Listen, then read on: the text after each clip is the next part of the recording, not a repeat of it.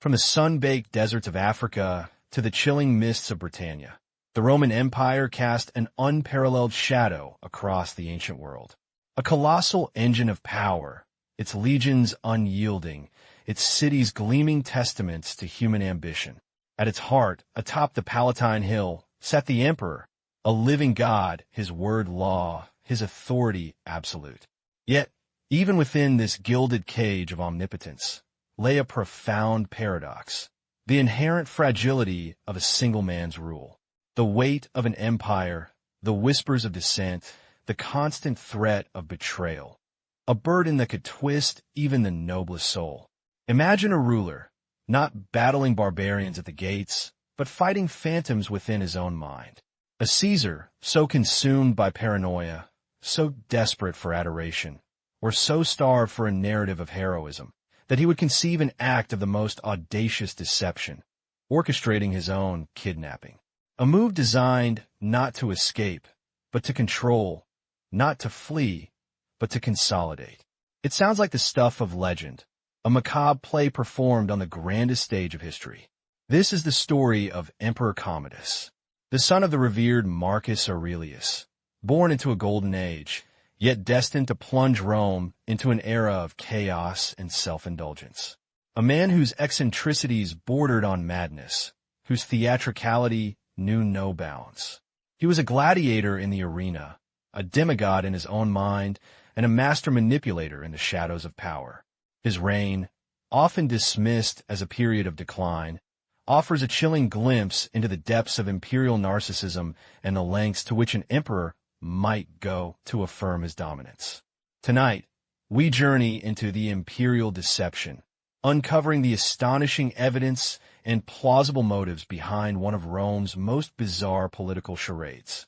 We will dissect the alleged abduction, examine the motives of a deeply troubled emperor, and reveal how this extraordinary event illuminates the darker, often terrifying side of absolute power.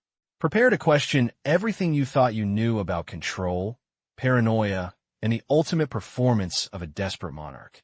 For centuries, the Roman Empire was the undisputed master of the known world, a beacon of civilization, engineering, and law. At its zenith, during the reign of Marcus Aurelius, the revered philosopher-king, Rome basked in a golden age. This was an era of unprecedented stability, intellectual pursuit, and imperial expansion, where the vast machinery of the state operated with a measured, almost enlightened hand. From the forum's grand pronouncements to the distant whispers of legionary camps, an aura of enduring power permeated every corner of the vast dominion. Yet, even in this era of unparalleled glory, a shadow began to stir, unseen by many, destined to cast a long, dark pall over the very heart of the empire. This was the deceptive calm before a storm of theatrical ambition and profound paranoia.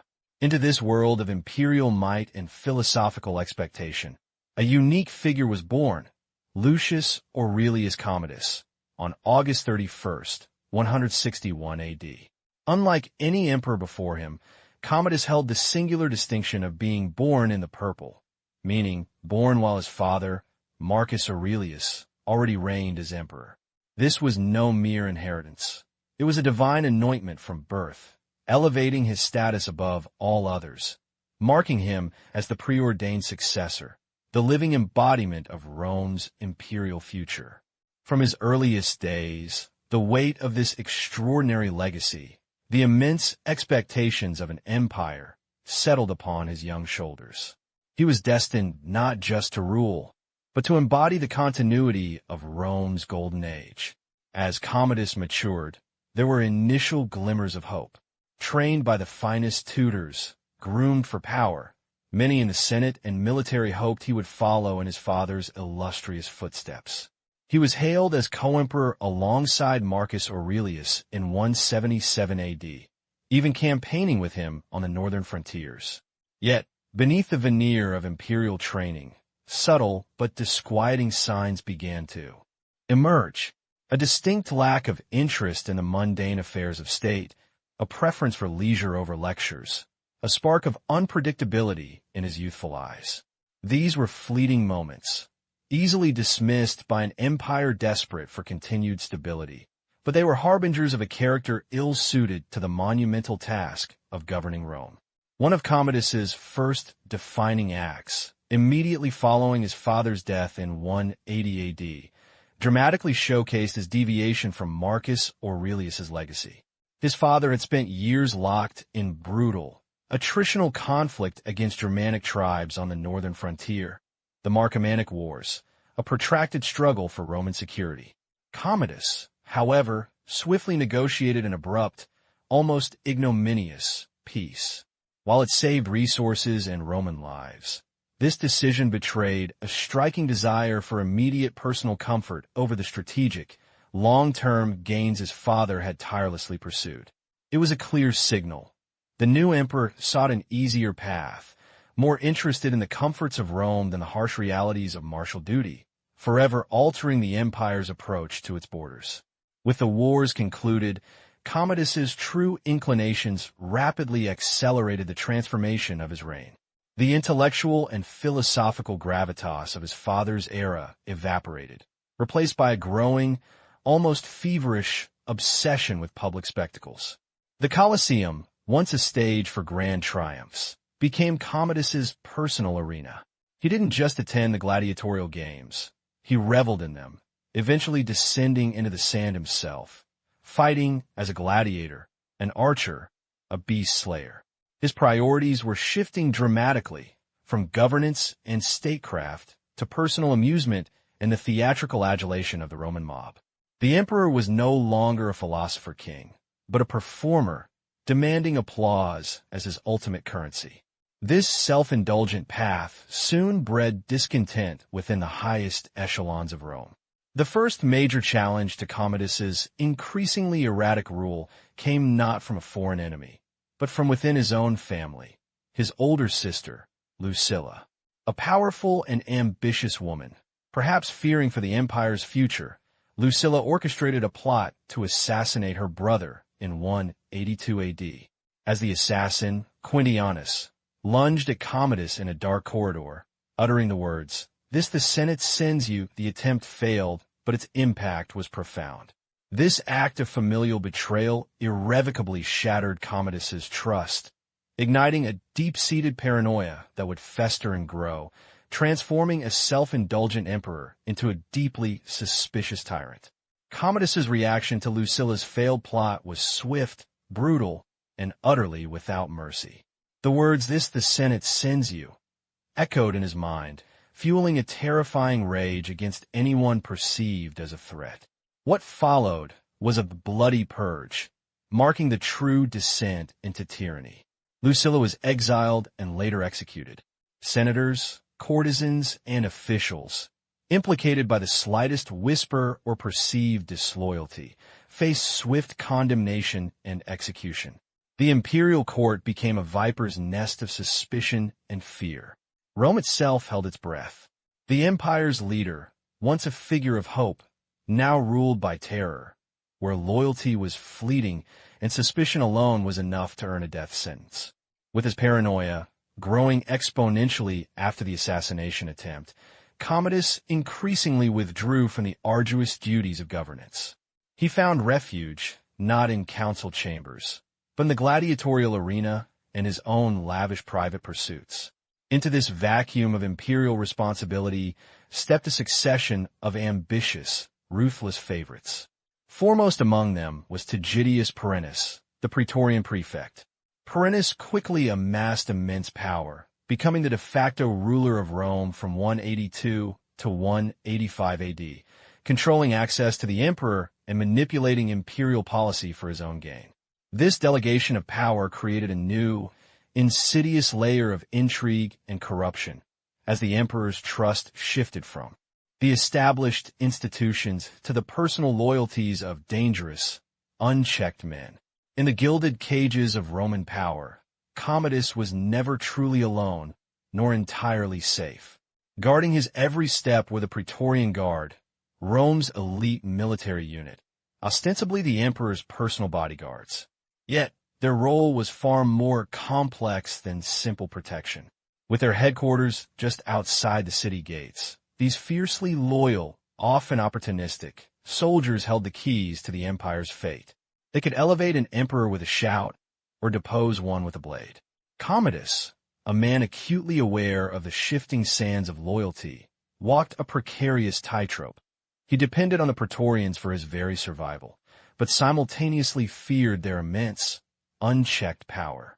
Their loyalty was bought with lavish gifts, but their allegiance was a volatile commodity, a stark reminder that even the most absolute ruler was, in essence, a hostage to his own security apparatus.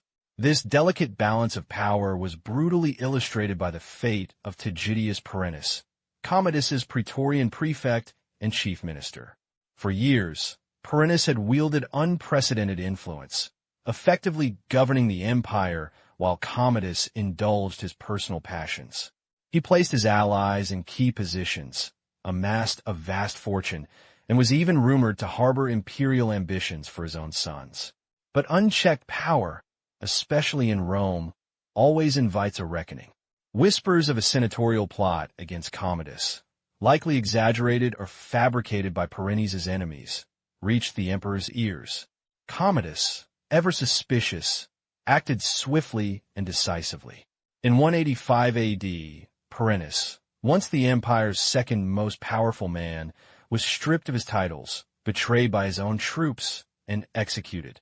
His brutal downfall was a chilling precedent, a stark warning to any who dared to eclipse the emperor's authority.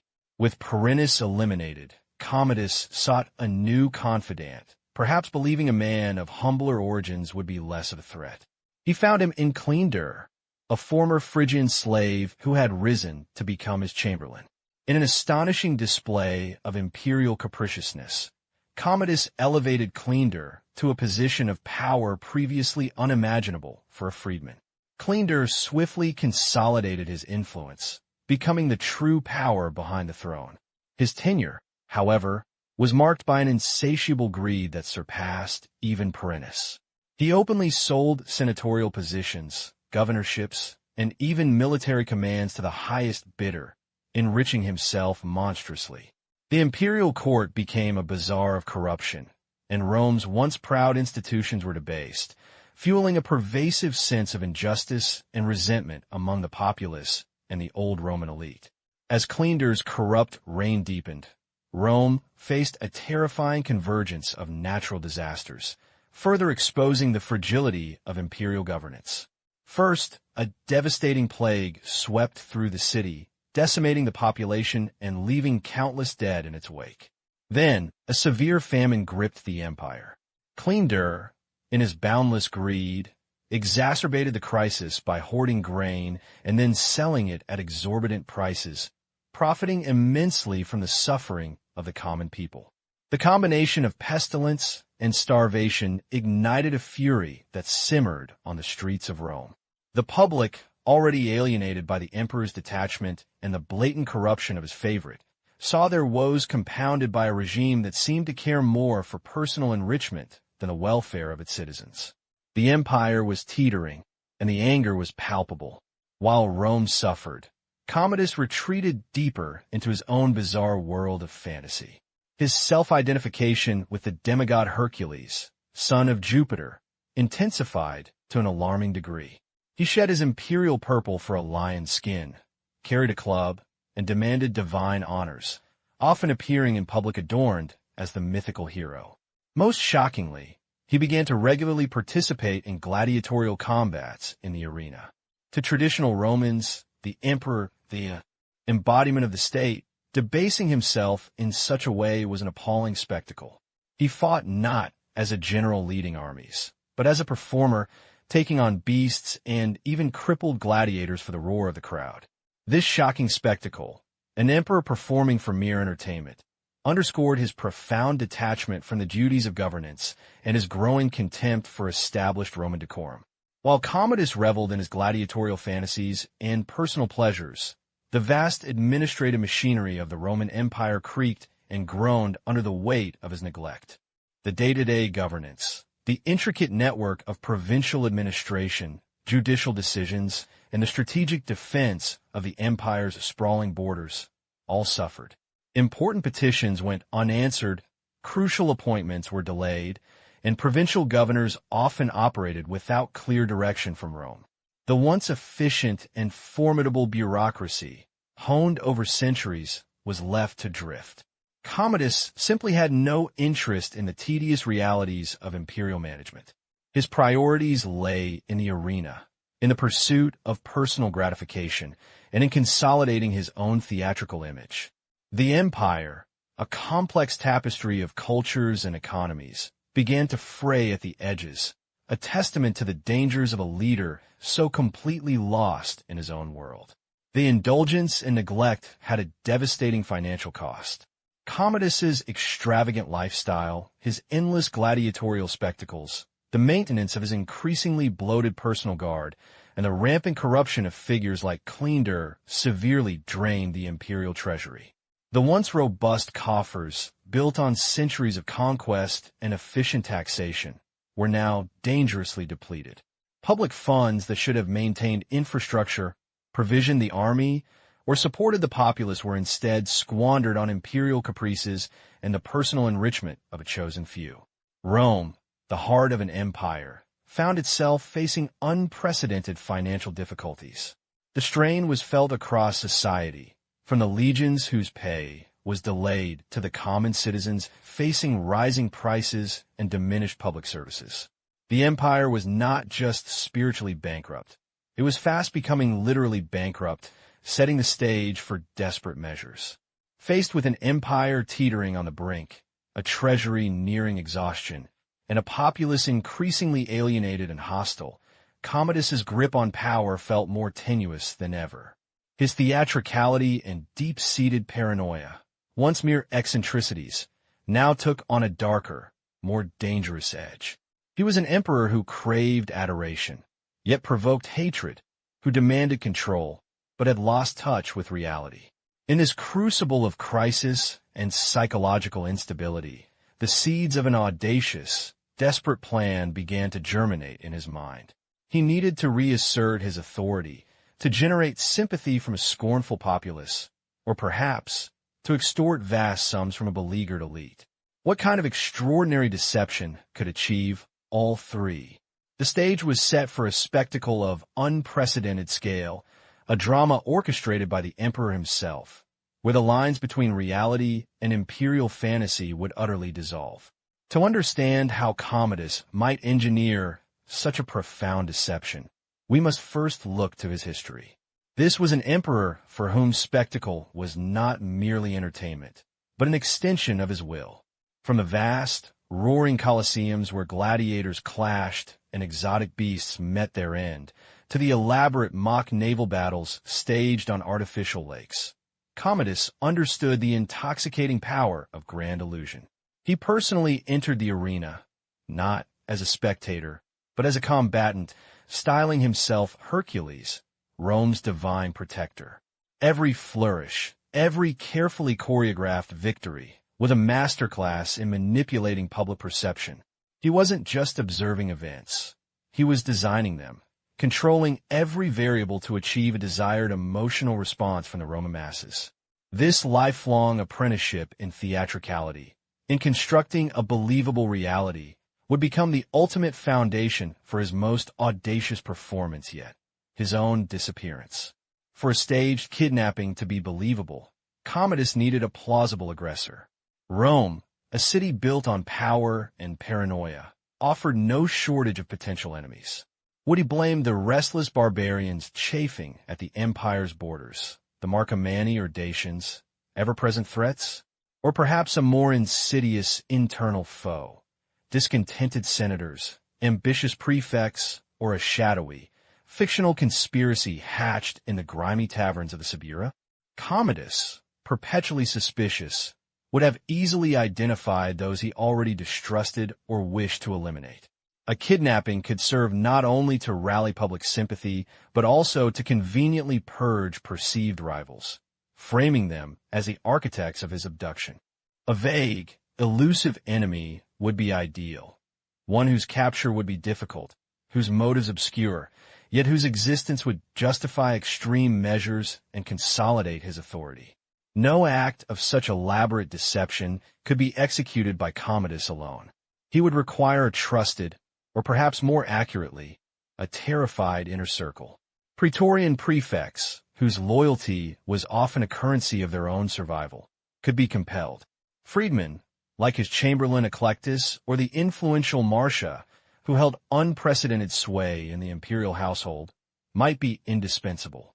These were individuals whose lives were intertwined with the emperor's, whose ambitions or very existence depended on his favor.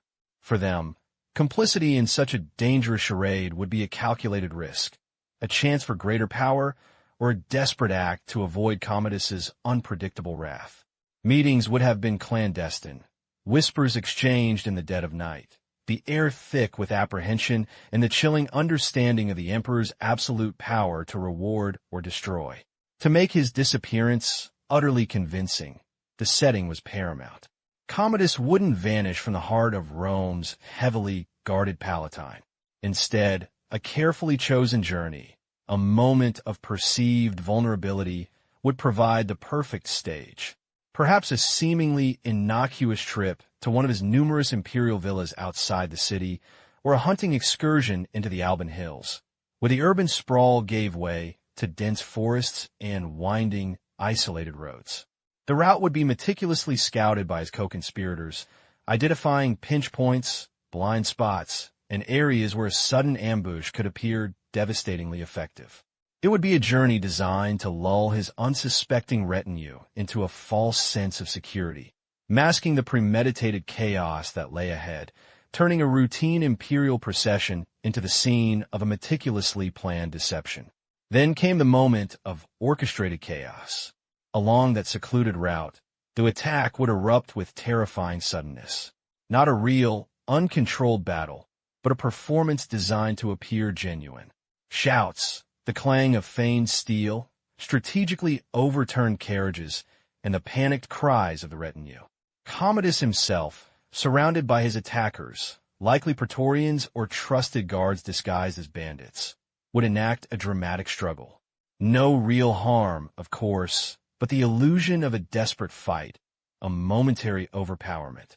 Amidst the confusion, the dust, and the carefully placed smoke, the emperor would be swiftly dragged away, vanishing into the depths of the forest.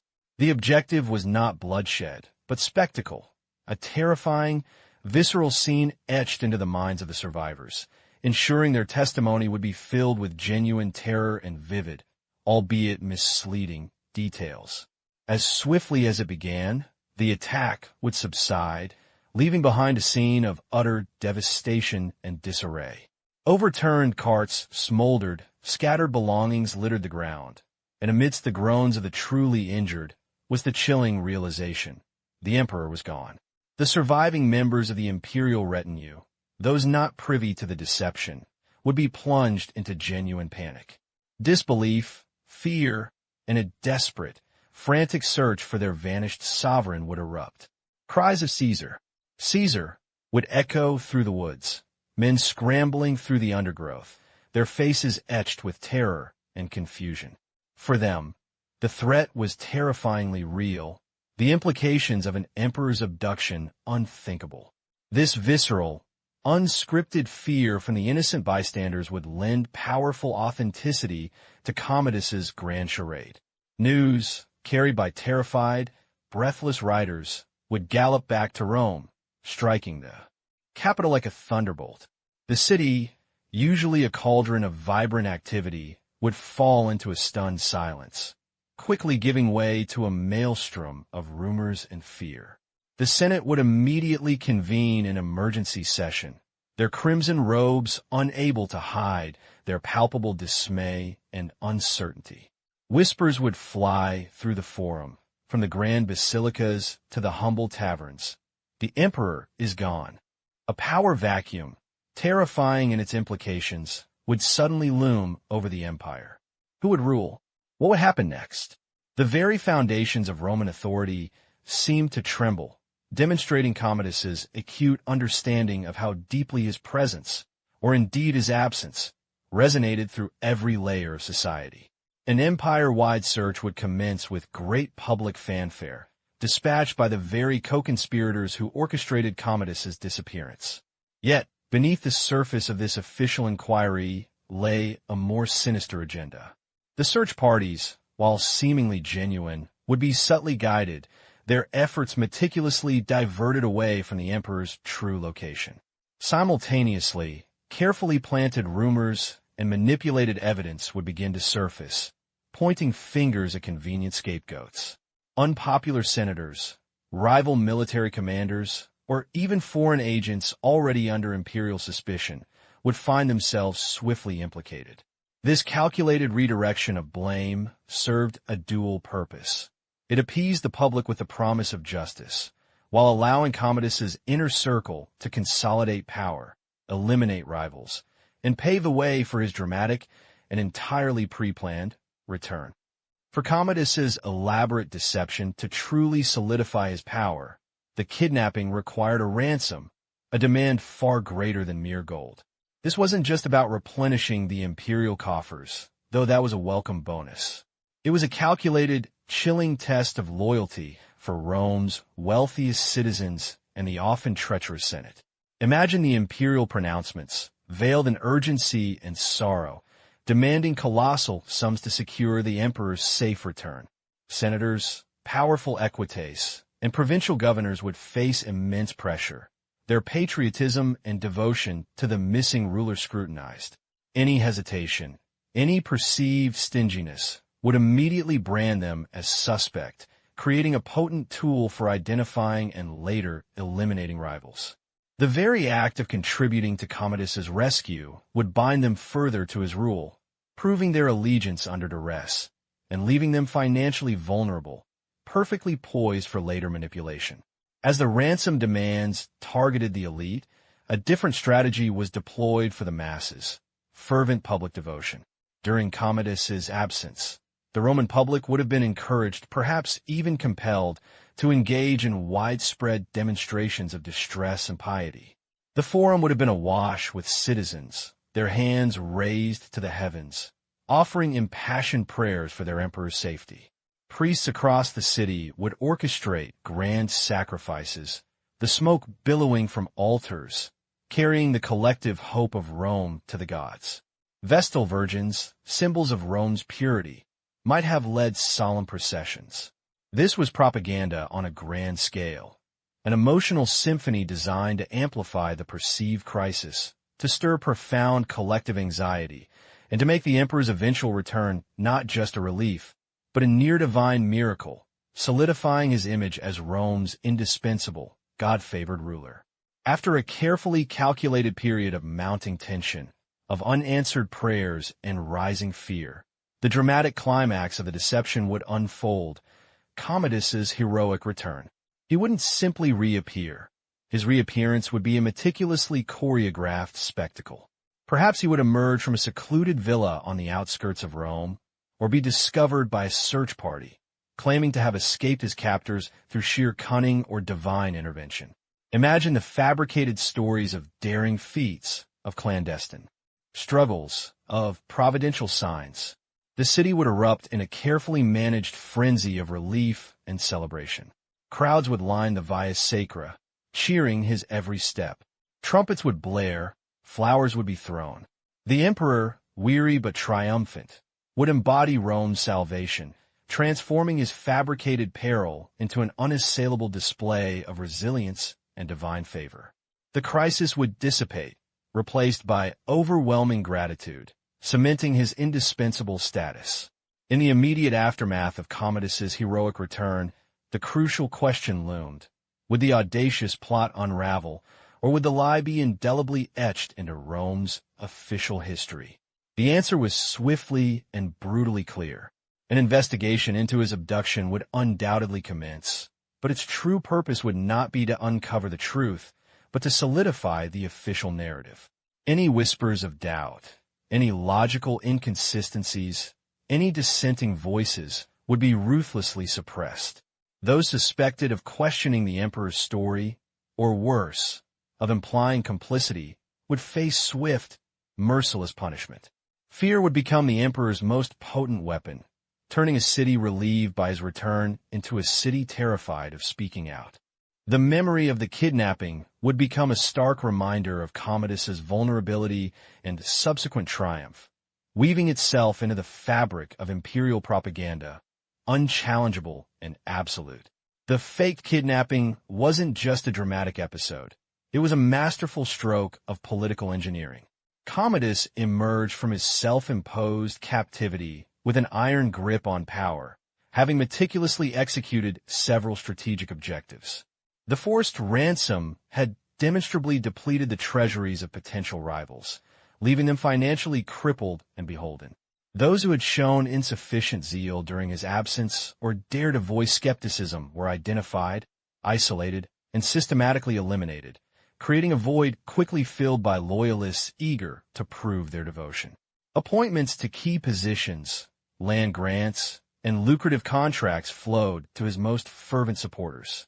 This grand deception, far from a mere theatrical indulgence, became a crucible that purified Commodus's regime, stripping away opposition and forging a court utterly dependent on his capricious will, transforming him from a perceived vulnerable ruler into an unassailable, tyrannical emperor.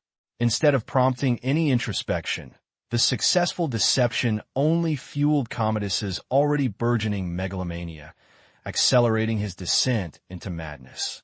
Believing he had outwitted Rome's elite and manipulated its populace, he likely felt invincible, divinely ordained.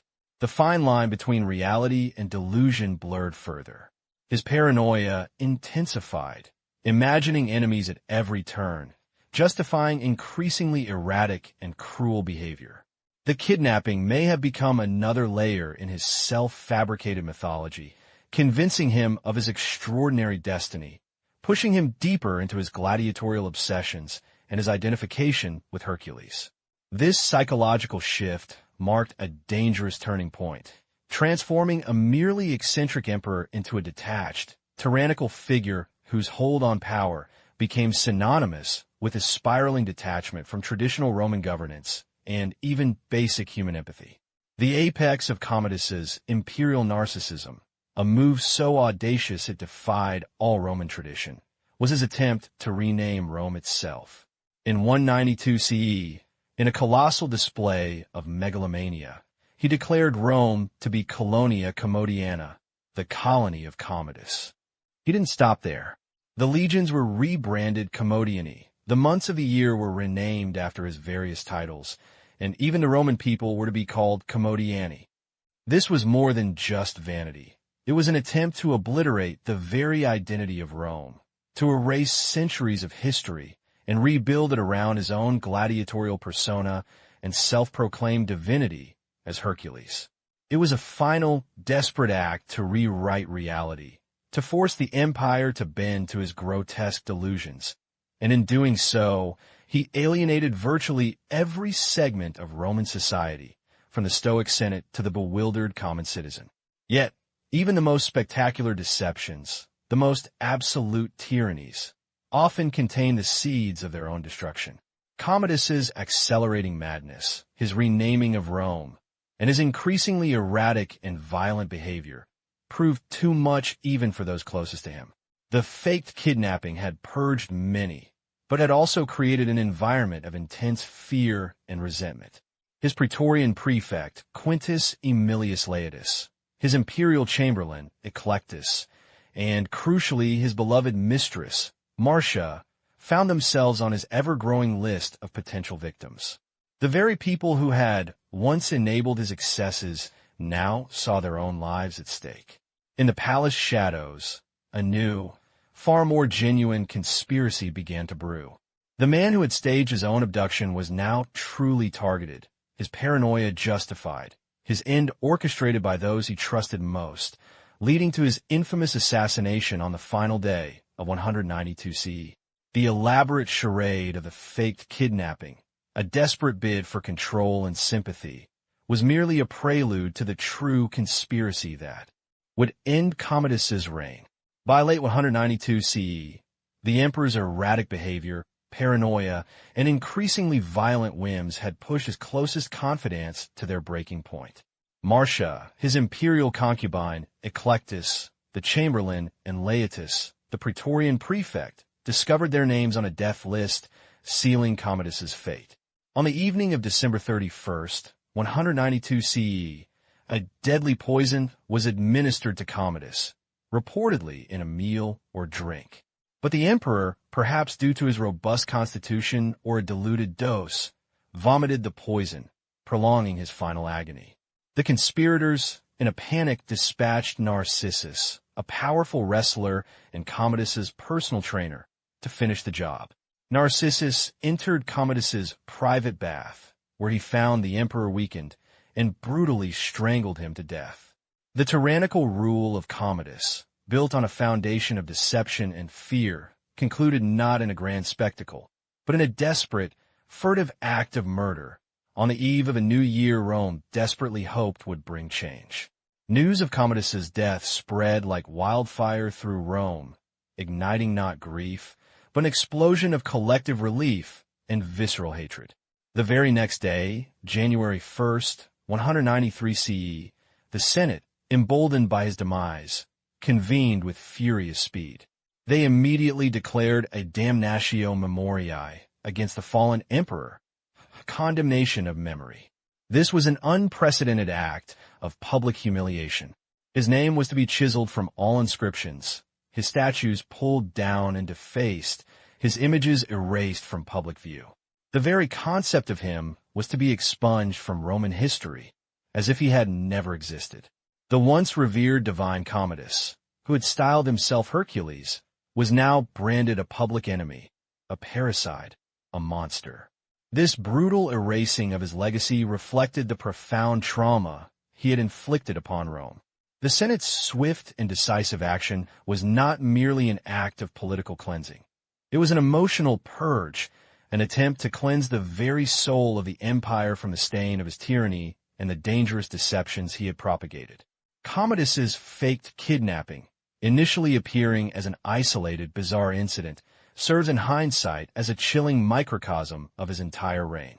It was a desperate theatrical maneuver born from an emperor consumed by paranoia, an insatiable ego, and a profound insecurity in his absolute power.